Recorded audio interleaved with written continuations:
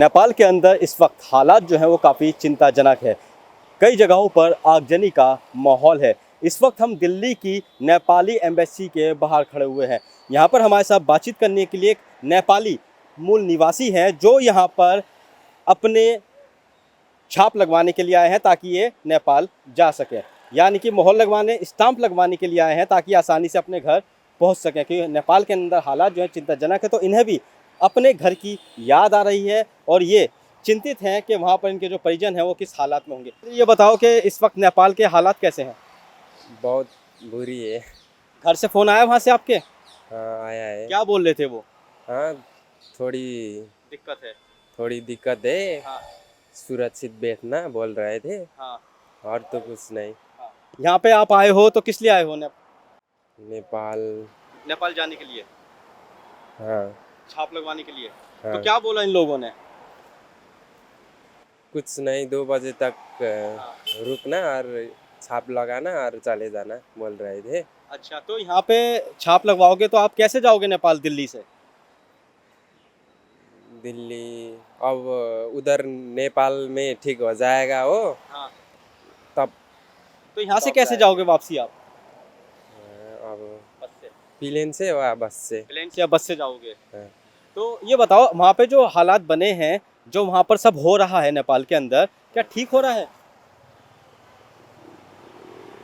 थोड़ी तो ठीक ही है, थोड़ी बहुत बुरा है। अब ऐसा नहीं होना चाहिए था। हाँ। तो बिल्कुल ये नेपाली मूल के निवासी हैं और आप देख सकते हैं कि ये नेपाली एम्बेसी है जहाँ पर इस वक्त जो है पैरामिलिट्री की फोर्स और दिल्ली पुलिस जो है वो यहाँ पर तैनात कर दी गई है ताकि यहाँ पर किसी तरह से कोई अप्रिय घटना ना हो।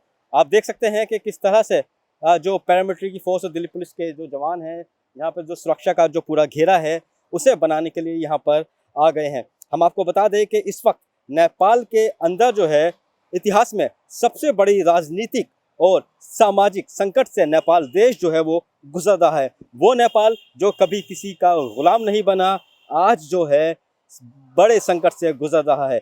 वहाँ के जो प्रधानमंत्री हैं KP शर्मा ओली और राष्ट्रपति रामचंद्र पौडेल ने अचानक इस्तीफा दे दिया था और वहाँ पर संवैधानिक शून्य में खड़ा हुआ है। नेपाल के जो हालात हैं वो कैसे हैं? आपकी किससे बातचीत हुई? वहाँ पे क्या परिस्थितियाँ हैं? देखो, बातचीत तो अभी नहीं हुई। हमें तो जो भी यहाँ वहाँ पर जो नेता थे उन्होंने भ्रष्टाचार ज़्यादा किया, ठीक है। देश के बारे में कुछ सोचा नहीं है, अपने बारे में सोचा है। इसलिए जो है वहाँ का जो जेएनजी है, एक बना रखा है जेएनजी करके, उन्होंने जो है वहाँ मतलब उनको भगाने के लिए काम किया है। अच्छा, तो हालात अब सामान्य हो जाएंगे? हालात सामान्य हो जाएगा। तो आप पशुपतिनाथ मंदिर से हैं? हाँ, पशुपतिनाथ सोसाइटी है हमारा। जी जी। ये आया नगर में है जी। हमारा रजिस्टर्ड संस्था है। तो हम लोग कुछ डॉक्यूमेंट देना है यहाँ, इसलिए आया हूँ। अच्छा, जो पशुपतिनाथ जो यात्रा करने जाते हैं भारतीय जो होते हैं, इस वक्त भारतीय वहाँ पर हैं, सरकार कह रही है भारत सरकार के वहाँ से निकल जाइए या नेपाल अभी ना जाइए? देखो, ऐसा है ना, जहाँ अभी इतना ज़्यादा दंगा हो रहा है तो जाना ठीक नहीं है। किसी को भी कुछ हो जाता है, वहाँ कोई देखने वाला नहीं है अभी, ठीक है। जब सामान्य हो जाएगा कुछ भी चले जाइए, कोई दिक्कत नहीं। लेकिन यहाँ के न्यूज़ रिपोर्टर जा रखे हैं, NDTV जा रखे हैं, ठीक है ना। हाँ, कर रखे हैं, उन्होंने सारे न्यूज़ बता रखे हैं। तो पशुपतिनाथ मंदिर जो है वो सेफ है? पशुपतिनाथ मंदिर सेफ है। और जो यहाँ से भारतीय गए हुए हैं वहाँ पे वो भी उन्हें वो सेफ है, कोई दिक्कत नहीं है। सिर्फ उनका जो है ये वहाँ का नेता है ना, इनके ऊपर है ये सारी चीज़। देश के लिए कुछ करना नहीं है, देश के लिए लूटना है। क्या लगता है कौन आग लगा रहा है वहाँ पे? देखो, आग लगा मतलब इसके पीछे कोई संस्था है, कोई पॉलिटिशियन है? जितना भी नेपाल में लोग हैं ना, सब वहाँ कोई नहीं रह रहा है, सब बाहर चले जा रहे हैं। क्योंकि वहाँ का कोई धंधा ही नहीं है, कुछ काम धंधा नहीं है। जो थे वो भी बंद कर दिया उन्होंने। यही सरकार आ गए, जितने भी राजा के टाइम में काम धंधा चल रहा था, इन्होंने तो उसको और आप बढ़ाना चाहिए ना। लेकिन वो ख़त्म कर दिया, सारे सरकार ने बंद कर दिया था। हाँ, सारे बंद कर दिया, कोई सी नहीं है वहाँ पे काम धंधा। तो सब लोग जो रोजगार मांग रहे थे, रोजगार मांग रहे हैं। उसके बाद ये सोशल मीडिया बैन कर दी गई। वो तो ये सरकार का कुछ होगा, उसमें हमें कुछ पता नहीं है। मेन समस्या रोजगार की। सोशल मीडिया बंद नहीं करना चाहिए। जो वहाँ के जितने भी लोग हैं विदेश में बसी हुई है, जैसे यहाँ इंडिया में है, इंडिया से बाहर है, कई देशों में है। वहाँ के लोग। यानी बड़े बड़े जो पूंजीपति है वो विदेशों में है। सब विदेशों पूंजीपति तो वही है, लेकिन जो हमारे जैसे है ना, वहाँ काम करके खा नहीं सकता, कुछ है ही नहीं वहाँ काम धंधा।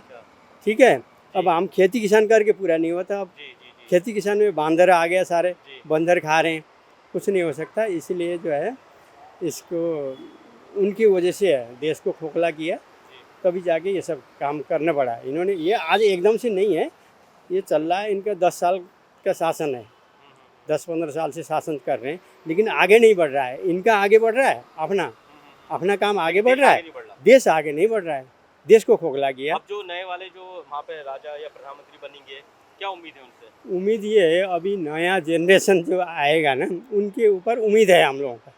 वहाँ भी जितने भी लोग हैं, हम लोग भी है, तो हम उम्मीद है ये नया जो जनरेशन चल रहा है ना वहाँ पर, उनसे उनके ऊपर उम्मीद है अभी।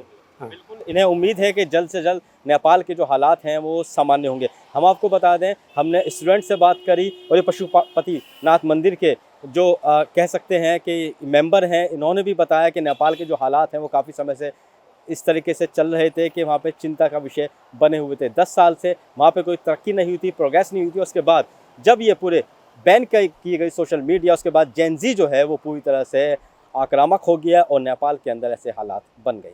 दिल्ली से कैमरामैन अनिल सिंह के साथ वाजिद अली, नवोदय टाइम्स।